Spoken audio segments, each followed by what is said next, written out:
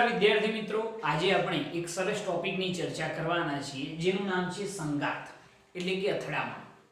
તો સૌપ્રથમ અથડામણ કોને કહેવાય? તો એની બહુ સિમ્પલ વાત આપણે કરીએ કે તમે અથડામણ કોને કહેશો? તો સપોઝ આપણે એમ વિચારીએ કે આપણે ઊભા છીએ અને કોઈ વ્યક્તિ આપણી તરફ દોડતો આવે ને આપણી સાથે ભૌતિક સંપર્ક સાથે અથડાય તો એને શું થયું કહેવાય? સંગાત થયો કહેવાય. અથવા તો આપણે દોડતા હોય અને પાછળથી કોઈ વ્યક્તિ આવી અને આપણને ટક્કર મારે તો એ શું થઈ કહેવાય? અથડામણ થઈ કહેવાય. આપણે પ્યોર ભાષામાં આ રીતે અથડામણ કહી શકીએ છીએ. અથવા તો હું તમને આ રીતે સમજાવી શકું કે સમજી લો કે બે પદાર્થો છે. આ બે પદાર્થો, એ બંને પદાર્થો એકબીજા તરફ ગતિ કરીને ભૌતિક સંપર્ક સાથે અથડાય. આ બંને પદાર્થો એકબીજા તરફ ગતિ કરીને ભૌતિક સંપર્ક સાથે અથડાય અથવા તો એક પદાર્થના ગતિપથ પર, આ પદાર્થ સમજી લો કે આ તરફ જતો હોય, એક પદાર્થના ગતિપથ પર બીજા પદાર્થના બળ વડે અસર થાય તો એને શું થયો કહેવાય? અથડામણ થઈ કહેવાય અથવા તો સંઘાત થયો કહેવાય. બરોબર છે? તો ટૂંકમાં આ બંને પદાર્થો ભૌતિક સંપર્ક સાથે અથડાવા જોઈએ અથવા તો એક પદાર્થના ગતિપથ પર બીજા પદાર્થના બળ વડે અસર થાય તો એને શું થયું કહેવાય? સંઘાત થયો કહેવાય. આપણે સૌપ્રથમ સંઘાતની વ્યાખ્યા લખીએ અને એના પ્રકારોની ચર્ચા કરીશું. આજે બેઝિક વાત કરીશું સૌપ્રથમ. તો સૌપ્રથમ આપણે એની વ્યાખ્યા લખીએ તો સંઘાત ક્યારે થયો કહેવાય? વ્યાખ્યા બનાવીએ આપણે. તો વ્યાખ્યા શું થાય કે જ્યારે બે પદાર્થો એકબીજા તરફ ગતિ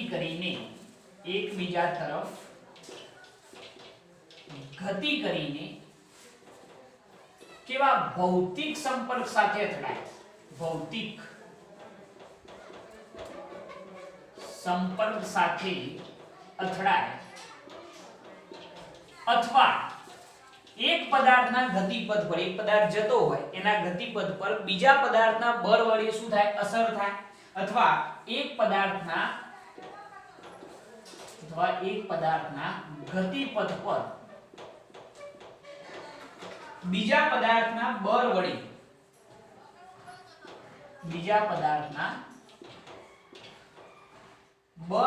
અસર થાય તો આને શું થયો કહેવાય? સંઘાત થયો કહેવાય. તો સંઘાત એટલે કે અથડામણ થઈ કહેવાય, સંઘાત થયો કહેવાય એમ આપણે લખીએ. બરોબર? તો આ એની પ્રોપર વ્યાખ્યા થઈ ગઈ. કોઈ મગજમાં પ્રશ્ન ના થવો જોઈએ કે સાહેબ સંઘાતની વ્યાખ્યા લખવી હોય તો શું લખાય? જાતે બનાવીને લખી શકો ભાઈ. આની અંદર બહુ મોટી વિશેષ વાત નથી કે જ્યારે બે પદાર્થો એકબીજા તરફ ગતિ કરીને ભૌતિક સંપર્ક સાથે અથડાય. આ શબ્દ ખાસ મહત્વનો કે જ્યારે બે પદાર્થો એકબીજા તરફ ગતિ કરીને ભૌતિક સંપર્ક સાથે અથડાય અથવા એક પદાર્થના ગતિપથ પર બીજા પદાર્થના બળ વડે અસર થાય તો તેને શું થયું કહેવાય? સંઘાત થયો કહેવાય. એવું આપણે કહી શકીએ છીએ. ધારો કે આપણે એક ઘટના વિચારીએ કે અથડામણના ડેલ્ટા ટી સમય દરમિયાન આપણે કોઈ અથડામણ વિચારીએ અને એના ડેલ્ટા ટી સમય દરમિયાન તંત્રના કણ પર લાગતા બળો, અથડામણના ડેલ્ટા ટી સમય દરમિયાન તંત્રના કણ પર લાગતા બળો તેના વેગમાનમાં ફેરફાર કરે છે. આપણે શું વિચાર્યું કે ધારો કે અહીંયા આગળ આપણે એમ લખીએ કે ધારો કે અથડામણના કેટલા ડેલ્ટા ટી સમય દરમિયાન કોઈ અથડામણ થઈ રહી છે એના કોઈ ડેલ્ટા ટી સમય દરમિયાન તંત્રના કણો પર લાગતા જે બળો છે એ એના વેગમાનમાં શું કરે છે? ફેરફાર કરે છે. હવે વેગમાનમાં થતો ફેરફાર જે છે એ આપણે કયા નિયમ પરથી મેળવી શકીએ? તમે નિયમ જાણો છો, ન્યૂટન સેકન્ડ લો. બરોબર? સમજી લો કે હું એમ કહું કે ન્યૂટન સેકન્ડ લો પરથી એટલે કે ન્યૂટનના ગતિના બીજા નિયમ પરથી જો આપણે કહેવું હોય તો F બરાબર ડેલ્ટા P બાય શું થાય? Delta T. યાદ હશે તમને, આપણે જોયું છે આ વસ્તુ.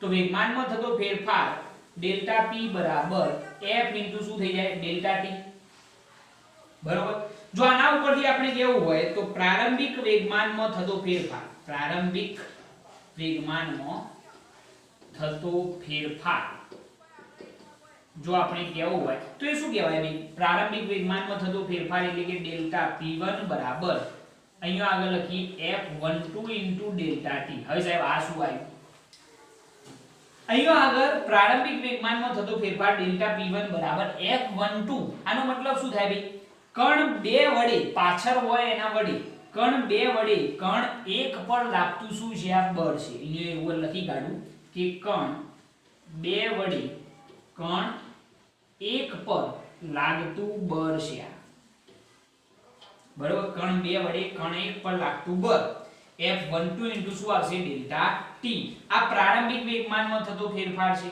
બરોબર જો અંતિમ વેગમાનમાં થતો ફેરફાર લખવો હોય અંતિમ વેગમાનમાં થતો ફેરફાર જો આપણે લખવો હોય તો ડેલ્ટા p2 બરાબર શું લખાય F21 ઇન્ટુ ડેલ્ટા t બરોબર ડેલ્ટા p2 બરાબર શું લખ્યું આપણે F21 ઇન્ટુ ડેલ્ટા t આનો મતલબ શું થાય કે કણ 1 વડે કણ 2 પર લાગતું શું છે આ બળ છે કણ 1 વડે કણ 2 પર લાગતું બળ ડેલ્ટા p2 બરાબર શું થાય F21 ઇન્ટુ ડેલ્ટા t એટલે કે પ્રારંભિક વેગમાનમાં થતો ફેરફાર એ કોના જેટલો હોય અંતિમ વેગમાનમાં થતા ફેરફાર જેટલો હોય બરોબર છે આપણે આ બંને પદાર્થો માટે એવી એક ઘટના વિચારી શકીએ છીએ તો એના ઉપરથી આપણે જાણીએ છીએ કે ન્યૂટન થર્ડ લો પરથી જો આપણે લખવું હોય કયો ન્યૂટન થર્ડ લો ન્યૂટનના ગતિનો ત્રીજો નિયમ તમે જાણો છો ને કે F12 બરાબર શું થાય -F21 એટલે ભાઈ યાદ જ હશે તમને આ બંને બાજુ જો ડેલ્ટા t માટે આ બળ લાગતું વિચારીએ તો F12 ઇન્ટુ ડેલ્ટા t સમય માટે આટલું બળ લાગે છે is equal to -F21 into શું થઈ જાય ડેલ્ટા t હવે જરા વિચારો કે આ શું છે ભાઈ F12 ઇન્ટુ ડેલ્ટા t પ્રારંભિક વેગમાનમાં થતો ફેરફાર છે એટલે કે delta p1 is equal to -F21 into delta t F21 into delta t શું છે અંતિમ વેગમાનમાં થતો ફેરફાર એટલે કે ડેલ્ટા p2 કહેવામાં આવશે તો આના ઉપરથી જો આપણે લખવું હોય તો આપણે એવું લખી શકીએ છીએ કે delta p1 plus delta p2 plus કેમ થાય ખબર પડી ને કે અંતિમ વેગમાનમાં થતો ફેરફાર બરાબરની આ બાજુ આવ્યો તો delta p1 plus delta p2 બરાબર કેટલું થઈ ગયું 0 એટલે કે આના ઉપરથી આપણને એવો ખ્યાલ આવે છે કે અહીંયા આગળ લાગતા જે બળો છે એના લીધે વેગમાનમાં થતો ફેરફાર એ પ્રારંભિક વેગમાનમાં થતો ફેરફાર બરાબર શું થાય છે અંતિમ વેગમાનમાં થતો ફેરફાર થાય છે આના ઉપરથી કહી શકાય ને કે પ્રારંભિક વેગમાનમાં થતો ફેરફાર આમ પ્રારંભિક વેગમાનમાં થતો ફેરફાર બરાબર શું થાય છે તો અંતિમ વેગમાનમાં થતો ફેરફાર બરાબર આ જ વસ્તુ આપણે ફોલો કરવાની છે એટલે કે અહીંયા આગળ ટૂંકમાં વેગમાન સંરક્ષણના નિયમનું શું થાય છે પાલન થાય છે બરાબર કે પ્રારંભિક વેગમાનમાં જેટલો ફેરફાર થાય એટલો જ ફેરફાર શું થાય છે અંતિમ વેગમાનમાં થાય છે મતલબ કે અહીંયા આગળ વેગમાન સંરક્ષણના નિયમનું શું થાય છે પાલન થાય છે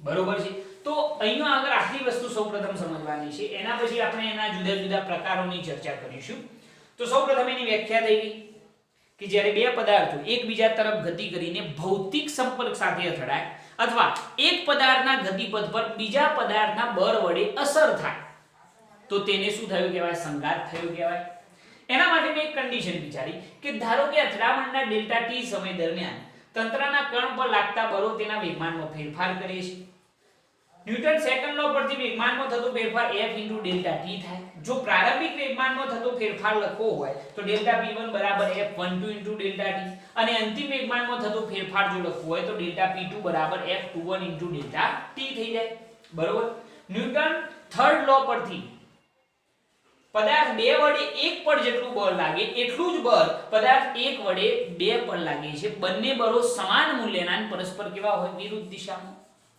તો બંને બાજુ ડેલ્ટા ટી સમય માટે આ બળ લાગતું વિચાર્યું તો ડેલ્ટા P1 બરાબર શું થઈ ગયું? Minus delta P2. મતલબ કે delta P1 plus delta P2 બરાબર કેટલું થઈ ગયું? શૂન્ય. એટલે કે અચળ. એટલે કે વેગમાનમાં થતો ફેરફાર કેવો હોય? અચળ હોય. મતલબ કે પ્રારંભિક વેગમાન બરાબર શું થઈ ગયું? અંતિમ વેગમાન. પ્રારંભિક વેગમાનમાં થતા ફેરફાર બરાબર શું થઈ ગયું? અંતિમ વેગમાનમાં થતો ફેરફાર. એટલે કે અહીં વેગમાન સંરક્ષણના નિયમનું શું થાય છે? પાલન થાય છે. હવે આપણે એના પ્રકારોની ચર્ચા કરીએ. એના પહેલા તમે આ નોટ કરી લો, ઝડપથી નોટ કરી લો આને. ઓકે, હવે આપણે જોઈએ અથડામણોના પ્રકાર.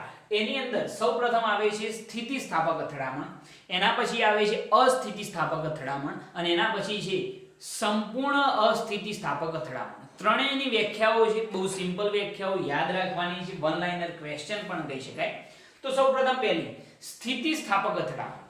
તો જે અથડામણ દરમિયાન વેગમાન અને ગતિ ઊર્જાનું સંરક્ષણ થતું હોય તો તેવી અથડામણને શું કહેવાય? સ્થિતિસ્થાપક અથડામણ કહે છે. વ્યાખ્યા જોઈ લેજો કે જે અથડામણમાં વેગમાન અને ગતિ ઊર્જાનું સંરક્ષણ થતું હોય તેવી અથડામણને શું કહેવાય? સ્થિતિસ્થાપક અથડામણ. એટલે કે વેગમાન સંરક્ષણના નિયમનું પણ પાલન થશે અને ગતિ ઊર્જાના સંરક્ષણના નિયમનું પણ પાલન થશે. બરોબર છે? એટલે કે પ્રારંભિક વેગમાન જેટલું હોય એટલું અંતિમ વેગમાન પણ હશે અને પ્રારંભિક ગતિ ઊર્જા બરાબર શું હશે? અંતિમ ગતિ ઊર્જા. ટૂંકમાં વેગમાન અને ગતિ ઊર્જાનું સંરક્ષણ થતું હોય તેવી અથડામણને શું કહેવાય? સ્થિતિસ્થાપક અથડામણ. ક્લિયર? ટૂંકમાં પણ મેં લખેલું છે કે વેગમાન અને ગતિ ઊર્જા બંનેનું શું થાય? સંરક્ષણ થાય. ક્લિયર? ઓકે, બીજી વ્યાખ્યા, બીજો પ્રકાર અસ્થિતિસ્થાપક અથડામણ. તો જે અથડામણ દરમિયાન વેગમાનનું સંરક્ષણ થતું હોય પરંતુ ગતિ ઊર્જાનું સંરક્ષણ થતું ન હોય. વ્યાખ્યા જોઈ લેજો કે જે અથડામણમાં વેગમાનનું સંરક્ષણ થતું હોય પરંતુ ગતિ ઊર્જાનું સંરક્ષણ થતું ન હોય તેવી અથડામણને શું કહેવાય? અસ્થિતિસ્થાપક અથડામણ. ખ્યાલ આવી ગયો આની અંદર? ઓકે, એના પછી ત્રીજી વ્યાખ્યા, ત્રીજો પ્રકાર સંપૂર્ણ અસ્થિતિસ્થાપક અથડામણ. તો ગતિ ઊર્જાનું મહત્તમ આંતરિક ઊર્જામાં જો રૂપાંતરણ થતું હોય, બરોબર છે, તો એને શું કહેવામાં આવે છે? સંપૂર્ણ અસ્થિતિસ્થાપક અથડામણ. વ્યાખ્યા જોઈ લેજો કે જે અથડામણમાં પદાર્થની ગતિ ઊર્જાનું આંતરિક ઊર્જામાં મહત્તમ રૂપાંતરણ થાય તો તેવી અથડામણને શું કહેવાય છે? સંપૂર્ણ અસ્થિતિસ્થાપક અથડામણ કહે છે. ઓકે, તો આ ત્રણ પ્રકારો થઈ ગયા. આ ત્રણેયની અંદર એક વસ્તુ કોમન છે અને એ વસ્તુ કઈ છે? જરા જુઓ કે દરેક પ્રકારની અથડામણમાં કુલ ઊર્જા અને રેખીય વેગમાન નું શું થતું હોય છે? સંરક્ષણ થતું જ હોય છે.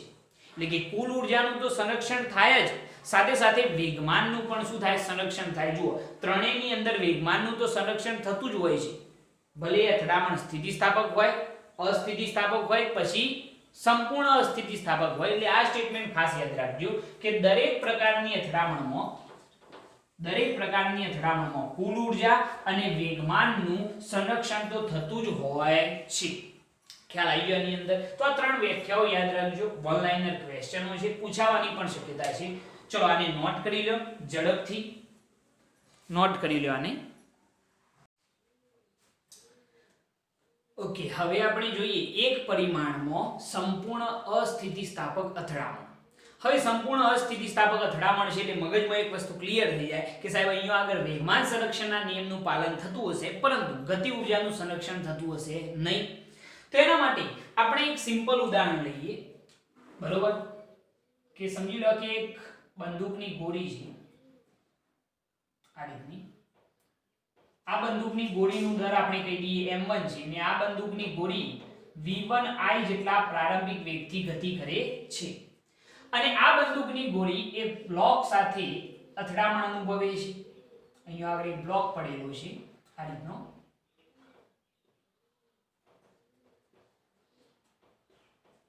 આ બ્લોક જે છે સ્થિર છે એટલા માટે એનો જો વેગ કેવો હોય તો v2i બરાબર કેટલો છે? 0. બરોબર? તો અહીંયા આગળ જોજો કે બંદૂકની ગોળી કેટલા વેગથી ગતિ કરે છે? v1i. i જે છે ઇનિશિયલ વેગ બતાવે છે, પ્રારંભિક વેગ. કોનો? તો બંદૂકની ગોળીનો. તો v1i વેગથી ગતિ કરી અને બ્લોક સાથે શું થાય છે, અથડામણ અનુભવે છે. બ્લોકને જે વેગ છે એ કેવો છે, સ્થિર છે, એટલા માટે વેગ કેટલો થઈ જાય, શૂન્ય થઈ જાય. હવે આ જે સ્થિતિ છે એ સંઘાત પહેલાની સ્થિતિ છે, બરોબર. સંઘાત પહેલા જેવી અથડામણ થાય એટલે બ્લોક અને બુલેટનું આખું એક તંત્ર બની જશે અને બંને સમાન વેગથી ગતિ કરશે. હવે જ્યારે અથડામણ થઈ, સમજી લો કે અહીંયા આગળ અથડામણ થઈ, તો આ રહ્યો આપણો બ્લોક,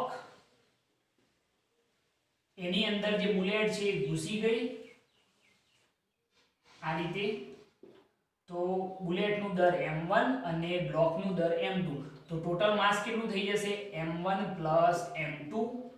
અને આ બંનેનું જે ભેગું તંત્ર બન્યું એ ભેગું તંત્ર અંતિમ વેગ કેટલા, vf સાથે ગતિ કરે છે. આ જે સ્થિતિ છે એ સંઘાત પછીની સ્થિતિ છે, બરોબર. તો આપણે અહીં ઉદાહરણ ધ્યાનમાં લીધું, મગજમાં બેસી ગયું. મેં તમને શું કહ્યું કે અહીંયા આગળ સમજી લો કે આ જે છે બ્લોક છે, આ જે છે બુલેટ છે, બરોબર. બુલેટ જે છે v1i જેટલા વેગથી ગતિ કરે છે, બ્લોક જે છે સ્થિર છે, v2i બરાબર 0. હવે બુલેટ ગતિ કરતી કરતી આ બ્લોકની અંદર ઘૂસી જાય અને અથડામણ પછીની જો વાત કરીએ તો બ્લોક અને બુલેટનું આખું એક તંત્ર બની ગયું અને vf જેટલા વેગથી ગતિ કરે છે, એવી એક સ્થિતિ આપણે ધારવાની છે, બરોબર. ઓકે, હવે આનું વર્ણન આપણે જો કરવા ઈચ્છીએ તો વર્ણન શું કરી શકાય, જરા જુઓ કે આકૃતિમાં દર્શાવ્યા અનુસાર, આકૃતિમાં દર્શાવ્યા અનુસાર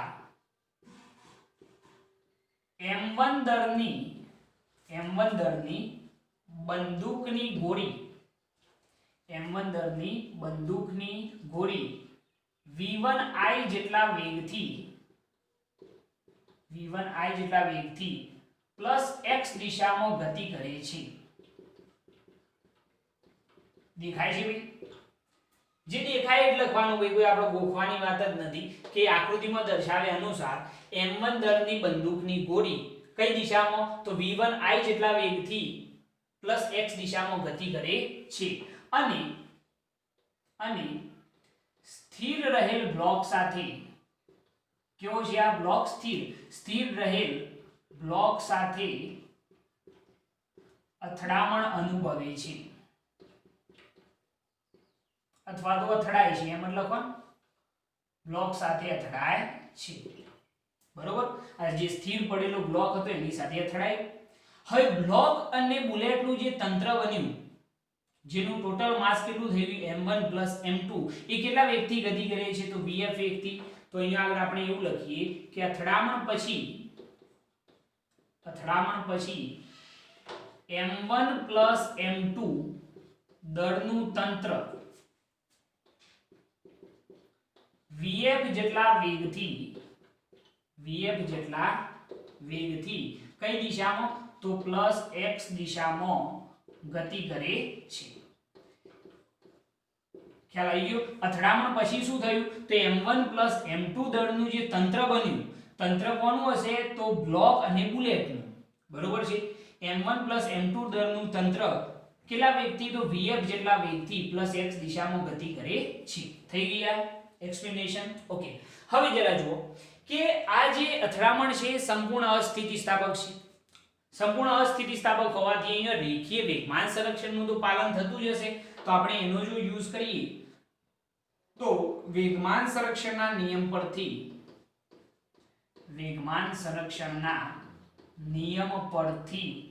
જો આપણે કહેવું હોય તો પ્રારંભિક વેગમાન બરાબર શું હશે, તો અંતિમ વેગમાન.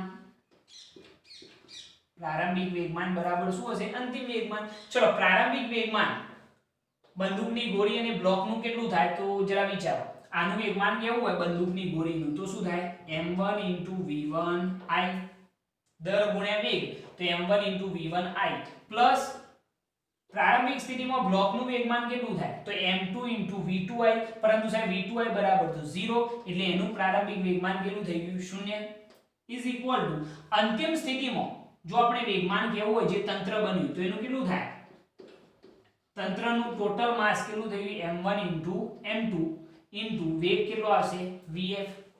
તો આ થઈ ગયું અંતિમ વેગમાન, બરોબર. હવે જરા જુઓ કે જો આપણે vf શોધવા હોય જે આપણો અંતિમ વેગ છે તો કઈ રીતે મળશે? પહેલા તો આ 0 થઈ જશે એટલે આ બાજુ શું વધ્યું કે m1 v1i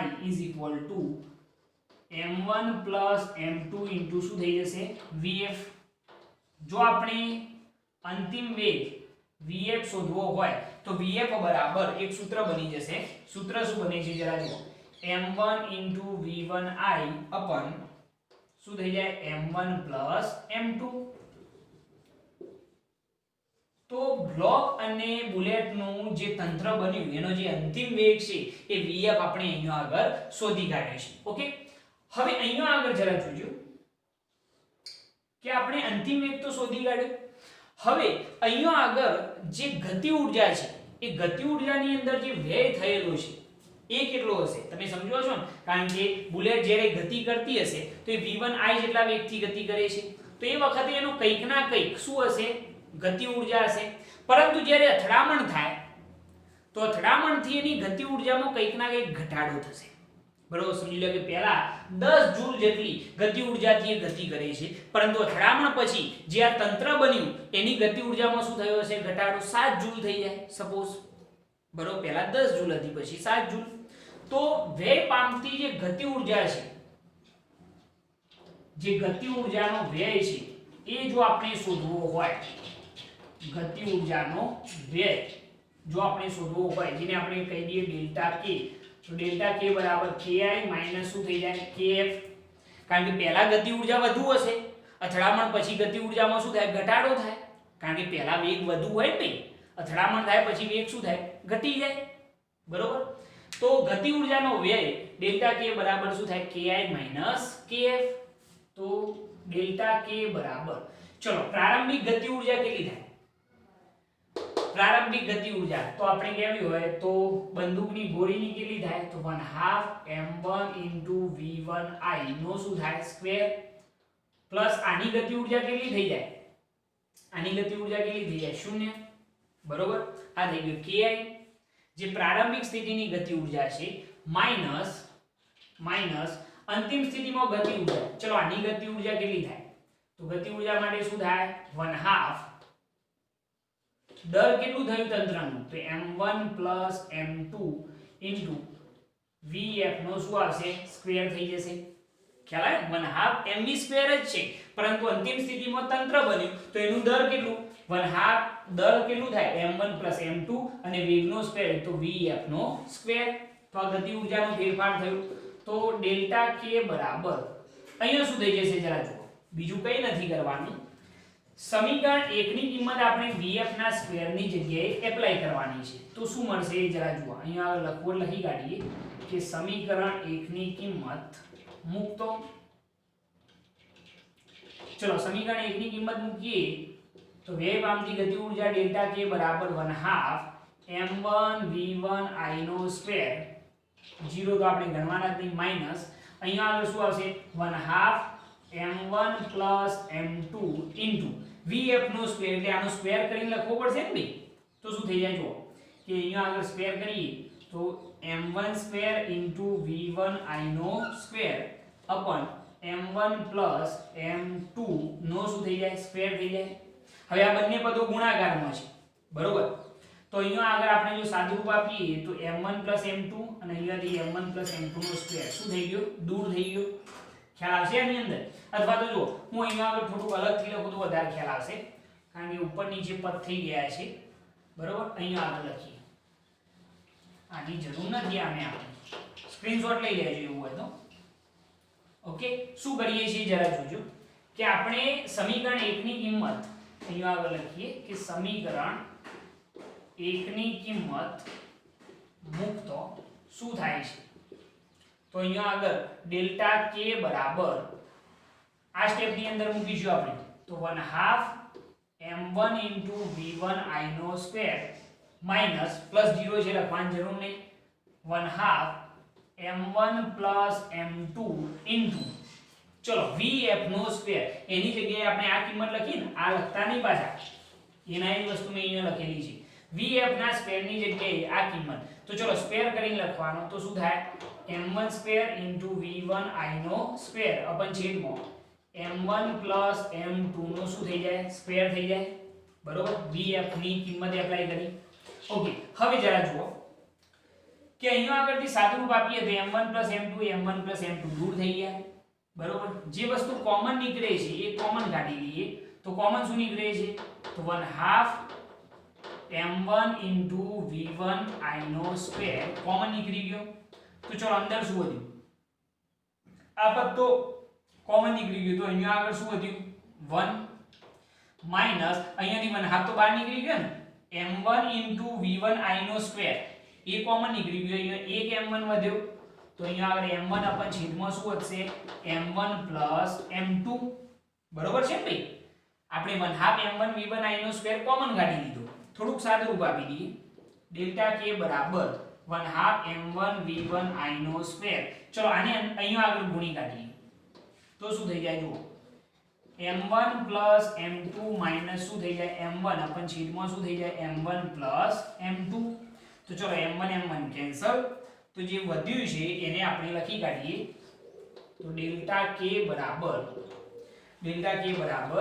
1/2 m1 v1 i નો સ્ક્વેર કૌંસની અંદર શું વધ્યું m1 અહીંયા m2 જ વધ્યો ને તો અહીંયા આગળ સીધા m2 સાથે ગુણી કાઢીએ તો 1/2 m1 m2 v1 i નો સ્ક્વેર અપન છેદમાં શું આવશે તો m1 m2 આટલું આવશે ને બરોબર છે આ રીતે તમે આનો જવાબ લખી શકો છો તો ડેલ્ટા k બરાબર 1/2 m1 m2 v1 i નો સ્ક્વેર અપન શું આવે છે m1 m2 આ જે છે એ વ્યય પામતી ગતિ ઊર્જા છે વ્યય પામતી શું છે આ ગતિ ઊર્જા બરોબર અહીંયા ધ્યાન રાખજો કે ગતિ ઊર્જાનો જે વ્યય છે એ ડેલ્ટા k બરાબર ki kf પ્રારંભિક ગતિ ઊર્જા લેવાની માઈનસ અંતિમ ગતિ ઊર્જા લેવાની બરોબર અને એની અંદર ખાલી vf ની કિંમત એપ્લાય કરવાની છે બીજું કંઈ નથી સિમ્પલ વસ્તુ છે અહીંયાથી અહીંયા લખજો અને પછી આ તરફ જજો બરોબર છે 2 માર્ક્સની એક સરસ થિયરી બની શકે છે પ્રમાણમાં એકદમ સરળ થઈ જશે અને નોટ કરી લો આને બરોબર નોટ કરી લો આને જો થોડું વ્યવસ્થિત લખવું હોય ને ભાઈ તો આ રીતે લખી શકાય જો આના જ વસ્તુ બીજું કંઈ નહીં ડેલ્ટા k બરાબર 1/2 ને થોડા બહાર રાખો સજાતીય પદોને થોડા કૌંસની અંદર મૂકો m1 m2 અપન m1 પ્લસ શું કહેવાય m2 v1 i નો શું કહેવાય સ્ક્વેર એક જ વસ્તુ છે ભાઈ આના જ વસ્તુ બીજું કંઈ નથી આની અંદર આ જે છે એ આપણો શું છે ગતિ ઊર્જાનો વ્યય અથવા તો વ્યય પામતી ગતિ ઊર્જા ઓકે 2 માર્ક્સની એક સરસ થિયરી છે પૂછી શકાય એવી પ્રમાણમાં એકદમ સરળ છે નોટ કરી લો આને ઓકે હવે આપણે ક્વેશ્ચનની અંદર એક સામાન્ય ફેરફાર કરીએ કેવો ફેરફાર કે આપણે પ્રારંભિક સ્થિતિની અંદર બંદૂકની ગોળી ગતિ કરતી હતી બ્લોક જે હતો એ કેવો હતો સ્થિર હતો બંદૂકની ગોળી બ્લોક સાથે અથડાય છે અને જે તંત્ર બન્યું એનો અંતિમ વેગ vf શોધ્યો અને ગતિ ઊર્જામાં થતો ફેરફાર પણ આપણે શોધી કાઢ્યો છે પરંતુ હવે હું એક સામાન્ય ટ્વિસ્ટ કરું છું કેવો ટ્વિસ્ટ કે હવે આપણે બ્લોકને સ્થિર રાખતા નથી બ્લોક ગતિમાન અવસ્થામાં છે બંદૂકની ગોળી પણ ગતિમાન અવસ્થામાં છે અને એ સ્થિતિની અંદર જો અથડામણ થાય તો અથડામણ પછીનો જે અંતિમ વેગ છે એ vf કેટલો હશે અને ગતિ ઊર્જામાં થતો વ્યય કેટલો હશે એ આપણે શોધવાનું છે ક્વેશ્ચનમાં ખ્યાલ આવ્યો પહેલા કે પ્રારંભિક સ્થિતિમાં જે આપણે વાત કરી પહેલા બરોબર એની અંદર બ્લોક જે હતો એ સ્થિર હતો આ સ્થિર બંદૂકની ગોળી ગતિમાન અવસ્થામાં અને જ્યારે અથડામણ થાય તો જે તંત્ર બન્યું એનો અંતિમ વેગ vf આપણે શોધ્યો અને વ્યય પામતી ગતિ ઊર્જા પણ શોધેલી છે પરંતુ હવે આપણે બ્લોકને પણ ગતિમાન અવસ્થામાં વિચારીશું અને બંદૂકની ગોળીને પણ ગતિમાન અવસ્થામાં વિચારીશું અને પછી અથડામણ થાય તો અથડામણ પછીનો જે અંતિમ વેગ છે vf એ આપણે શોધવાનો છે અને વ્યય પામતી ગતિ ઊર્જા પણ શોધવાની છે અહીંયા જુઓ બંદૂકની ગોળીનો વેગ કેટલો v1i અને બ્લોક જે છે હવે સ્થિર નથી v2i is does not equal to 0 એટલે કે બ્લોક જે છે એ પણ ગતિમાન અવસ્થામાં છે અને હવે અથડામણ થાય છે તો એ સ્થિતિની અંદર અથડામણ પછી જે આ તંત્ર બન્યું એનો અંતિમ વેગ કેટલો અને વેગ પામતી ગતિ ઉર્જા કેટલી એ બંને વસ્તુ આપણે શોધવાની છે. સિમ્પલ છે ભાઈ, ગભરાતા નહીં. તો વેગમાન સંરક્ષણના નિયમ પરથી મેથડ એના એ જે પહેલામાં હતી ને એના એ વેગમાન સંરક્ષણના નિયમ પરથી પ્રારંભિક વેગમાન બરાબર શું થાય? અંતિમ વેગમાન.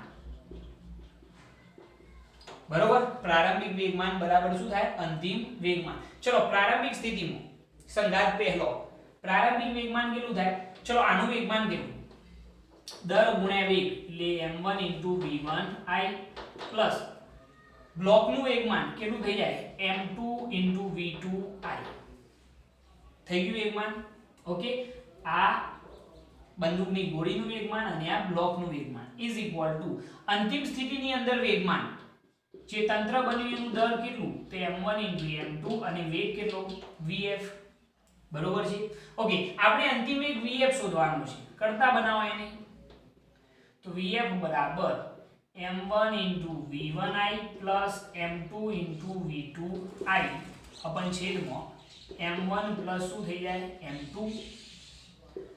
તો આ થઈ ગયો અંતિમ વેગ જેને આપી દો સમીકરણ નંબર 1 પેલાની જેમ જ.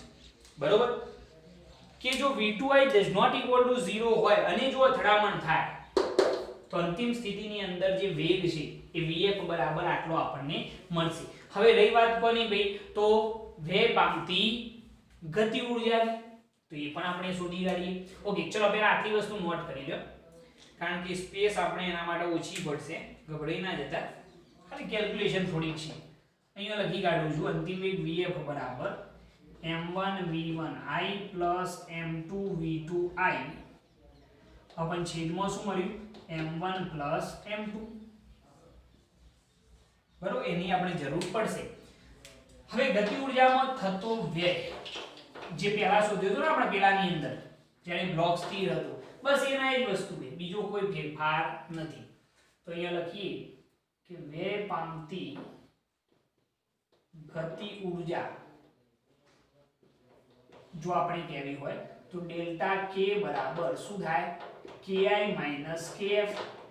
પ્રારંભિક ઉર્જા વધારે જ હોય ને ભાઈ, અથડામણ પહેલા ઉર્જા વધારે હોય ગતિ ઉર્જા, અથડામણ પછી વેગ એ ઘટી જાય અને ગતિ ઉર્જા એ ઘટી જાય.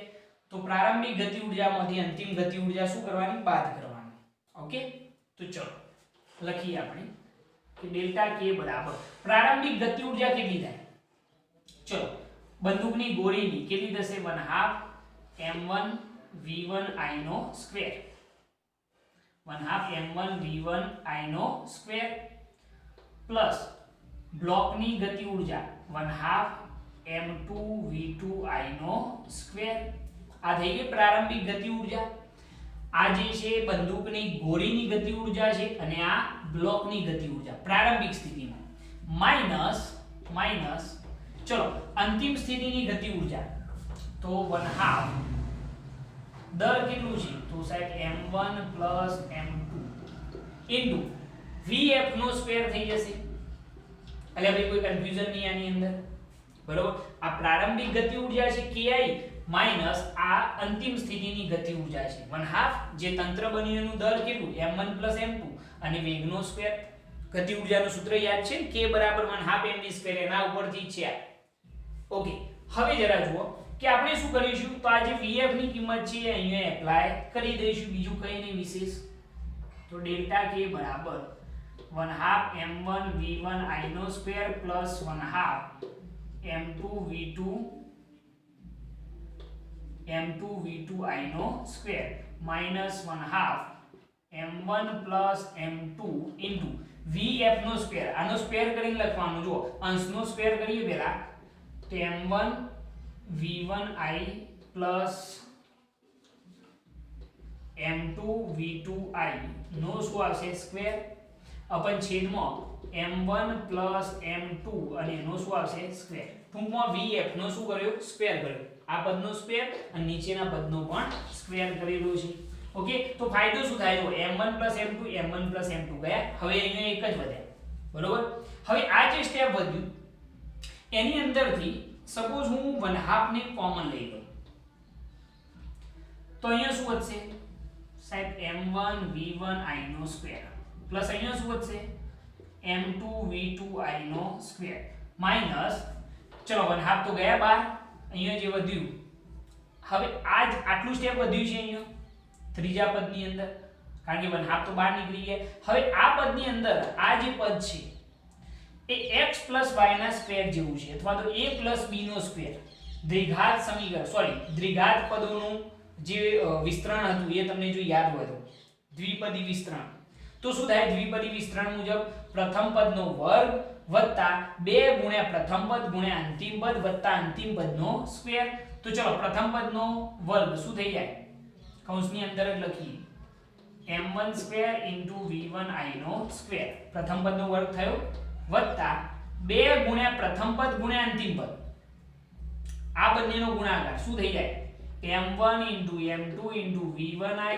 v2i કોઈ કન્ફ્યુઝન નહીં પ્લસ અંતિમ પદનો શું આવશે સ્ક્વેર તો m2 સ્ક્વેર v2i નો સ્ક્વેર થઈ ગયું આટલું બરોબર કોઈ કન્ફ્યુઝન ના થવું જોઈએ 1/2 કોમન કાઢી લીધા તો અહીંયા m1 v1i સ્ક્વેર અહીંયા m2 v2i સ્ક્વેર માઈનસ 1/2 અહીંયાથી કોમન હવે આ જે પદ વધ્યું એની અંદર આ જે છે એ શું છે ભાઈ a b ના સ્ક્વેર જેવું છે તો પ્રથમ પદનો વર્ગ વત્તા 2 ગુણ્યા પ્રથમ પદ ગુણ્યા અંતિમ પદ વત્તા અંતિમ પદનો સ્ક્વેર આવડે કે ના આવડે આટલું તો બરોબર આવડવું જોઈએ તો જો પ્રથમ પદનો વર્ગ કર્યો વત્તા 2 ગુણ્યા પ્રથમ પદ ગુણ્યા અંતિમ પદ તો અહીં કે સાહેબ હા અહીંયા m1 આ m2 m1 m2 નજીક લખ્યા છે બીજું કઈ નહીં ભાઈ m1 m2 v1i v2i plus અંતિમ પદનો શું થયો સ્ક્વેર અપન છેદમાં શું વધ્યું m1 m2 ક્લિયર આટલી વસ્તુ પરફેક્ટ હવે જરા જો અહીંયા આગળ આ મોટો કૌંસ અહીંયા પૂરો થઈ જશે હવે અહીંયા જો આ કૌંસ છોડી દઈએ તો અંદરની બધી નિશાનીઓ ચેન્જ થઈ જાય જો અહીંયાથી કૌંસ છોડી દો તો અહીંયા પ્લસ ના શું થઈ જાય માઈનસ અને અહીંયા પણ પ્લસ ના શું થઈ જાય માઈનસ કૌંસ પૂરો ખ્યાલ આવ્યો આની અંદર ઓકે હવે જે પદ વધ્યું એની અંદર આ જે છેદમાં વધ્યું છે એને આ બંને પદો સાથે ગુણી કાઢીએ બરોબર છે તો શું થઈ જાય જુઓ ડેલ્ટા k બરાબર 1/2 કૌંસની અંદર ચલો અહીંયા આગળ ગુણી કાઢીએ તો શું થઈ જશે m1 v1 i નો સ્ક્વેર કૌંસની અંદર m1 m2 ગુણી ગયા પ્લસ m2 v2 i નો સ્ક્વેર m1 m2 વડે એને પણ ગુણી કાઢવાના માઈનસ અહીંયા જે વધ્યું છે એમને એમ લખી કાઢો m1 square v1 i square minus 2 m1 m2 v1i v2i minus m2 square v2i નો સ્ક્વેર બરોબર છે અપન છેદમાં m1 m2 તો ખરા જ ભૂલવાના નહીં અને આટલું થઈ ગયું બરોબર પરફેક્ટ શું કર્યું ખ્યાલ ને m1 m2 આ બંને પદો સાથે ગુણી કાઢ્યા છે હવે સાદું રૂપ તો ફાવશે તમારે આની સાથે ગુણી કાઢવાના છે બરોબર ગુણી કાઢીશું ગુણી જ કાઢવા પડશે ને આપણે ઓકે ગુણી કાઢીએ હા ઉપર લઈ જઈશું ચાલશે આટલામાં આવી જશે નહીં ચલો જવા દઈએ તો ડેલ્ટા k બરાબર દેખાશે તો ખરું ને ભાઈ હા દેખાશે ઓકે તો જો અહીંયા આગળ 1/2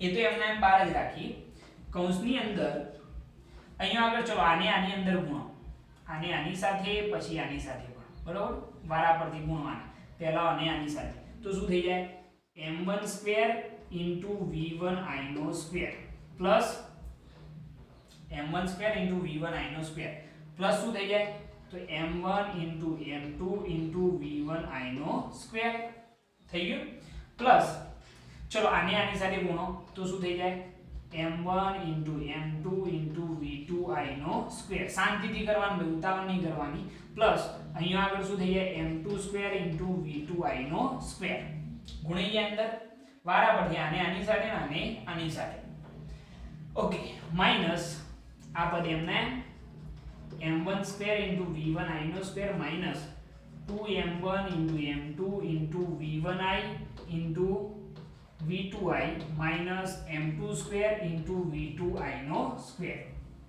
ઓકે अपन છેદમાં m1 m2 તો ખરા જ. અહીંયા કૌંસ પૂરો. હવે જે આ સાદુરૂપ આપ્યું છે એની અંદર કંઈક ના કંઈક દૂર થવું જોઈએ ભાઈ, કે આજો સુધી આને લઈને જવાનું. તો જુઓ m1² v1i² આ પ્લસ છે અને આ m1² v1i² માઈનસ છે. ગયા? ઓકે, બીજું શું દૂર થાય છે? તો જુઓ m2² v2i², m2² v2i² એ પણ બંને દૂર થઈ જાય. બીજું કઈ દૂર થાય છે? તો ના સાહેબ, બીજું કઈ દૂર થતું નથી. બરોબર, બીજું કઈ દૂર થતું નથી. નહીં થતું ભાઈ? ના. ઓકે, હવે જરા જો કે આટલી વસ્તુ ક્લિયર. હવે આનાથી આગળ વધીએ તો જે વધ્યું છે એ આપણે લખવાનું છે. તો ચલો આટલું નોટ કરી લો, પહેલા નોટ કરી લો. ઓકે, ચલો જવા દઈએ. હવે એનાથી આગળ છેલ્લું સ્ટેપ રાખવાનું, બીજું બધું કાઢી નાખશો તો ચાલશે. તો વેગ પામતી ગતિ ઊર્જા ડેલ્ટા કે બરાબર, ચલો અહીંયા આગળ જે વધ્યું છે એની અંદરથી હું કોમન થોડાક લઈ લઉં. શું કોમન લઈશું? જો 1/2 અંશમાંથી આપણે કોમન લઈએ m1 m2, કારણ કે દરેકમાં છે. જો અહીંયા પણ વધ્યા છે, અહીંયા પણ વધ્યા છે, અહીંયા પણ વધ્યા છે. બરોબર, અને છેદમાંથી m1 m2 કોમન લઈ લઈએ તો કૌંસની અંદર શું વધશે? જો અહીંયાથી m1 m2 બહાર નીકળી ગયા. શું વધ્યું? v1i² પ્લસ અહીંયાથી m1 m2 કોમન નીકળી ગયા. શું વધ્યું? v2i². બરોબર છે. અહીંયાથી પણ m1 m2 કોમન નીકળી ગયા તો માઈનસ શું વધ્યું? તો 2v1i ઇન્ટુ શું વધ્યું? v2i. એટલા જ વધ્યા ને ભાઈ? બરોબર. Okay, perfect. અને m1 m2 જે છે એ પણ m1 m2 જે છે એ પણ છેદમાંથી બહાર નીકળી ગયા. શું થયું? ખ્યાલ આવ્યો ને ભાઈ? 1/2 દરેક પદમાંથી m1 m2 અને છેદમાં m1 m2 શું થયા? બહાર નીકળી ગયા. તો અહીંયા શું વધ્યું? v1i². અહીંયા શું વધ્યું? v2i². માઈનસ અહીંયા શું વધશે? 2v1i into v2i. હવે વેગ પામતી ગતિ ઊર્જા ડેલ્ટા કે બરાબર 1/2 m1 m2 અપન છેદમાં m1 m2. બરોબર. આ જે છે એ કોનું વિસ્તરણ છે ભાઈ? યાદ કરજો જરા. મને તો કંઈક આવું દેખાય છે. a + b² તો a² + 2ab + શું છે? b². ખાલી b² આગળ લખેલા છે, બીજું કંઈ નહીં. બરોબર છે? એવું જ છે ને ભૈયા. v1i² + v2i² માઈનસ છે તો સ્વાભાવિક વસ્તુ છે કે a - b હશે, બીજું કંઈ નહીં હોય. બરોબર, બીજું કંઈ વિશેષ હશે નહીં. તો આ શું થઈ જાય? a² - 2ab. અંતિમ પદ તો ધન જ આવે ને. બરોબર, એટલે આ માઈનસ આવશે. a - b ના સ્ક્વેરનું વિસ્તરણ છે. તો આપણે આને લખવું હોય આ રીતે લખાય કે a - b નો સ્ક્વેર એટલે શું થાય? v1i - v2i અને એનો શું હશે? સ્ક્વેર હશે. હવે આનું વિસ્તરણ કરો તો v1i નો સ્ક્વેર માઈનસ 2 ગુણ્યા પ્રથમ પદ ગુણ્યા અંતિમ પદ થઈ જાય છે. બરોબર, પ્લસ અંતિમ પદનો વર્ગ એટલે શું થઈ જાય? v2i નો સ્ક્વેર. ઓકે, તો આટલું વિસ્તરણ થશે. બરોબર, આટલો જવાબ આવશે તમારો. આવું એક સૂત્ર બનશે જે ગતિ ઊર્જામાં થતો શું છે? ફેરફાર છે. 1/2 m1 m2 upon m1 m2 કૌંસની અંદર v1i - v2i નો શું થયો? સ્ક્વેર. આ જે મેળવ્યો આપણે એ શું છે ભાઈ? તો વેગ પામતી ગતિ ઊર્જા છે. કયા કિસ્સામાં? કે જ્યારે આ બ્લોક કેવો હોય? સ્થિર ન હોય. જો સ્થિર હોય તો મેં તમને કહ્યું કે સૂત્ર શું બને છે એ આપણે સાબિત કરી ચૂક્યા છીએ. અને જો સ્થિર ના હોય તો આ સ્થિતિ સંભવ બનશે. ઓકે, આને નોટ કરી લો, બહુ મહત્વની વસ્તુ છે આ અને તમારા માટે ખૂબ ઇમ્પોર્ટન્ટ પણ છે. ઓકે, ચલો. અને છેલ્લે એવું સ્ટેટમેન્ટ લખજો કે અહીંયા આગળ કંઈક ના કંઈક ગતિ ઊર્જા મળે છે એટલે આમ કહી શકીએ કે આમ અસ્થિતિસ્થાપક અથડામણમાં કોનું? તો ગતિ ઊર્જાનું સંરક્ષણ થતું નથી. ઓકે, એવું સ્ટેટમેન્ટ તમે લખી શકો છો. નોટ કરી લો હવે આને. અને ખૂબ મહત્વની વસ્તુ છે આ.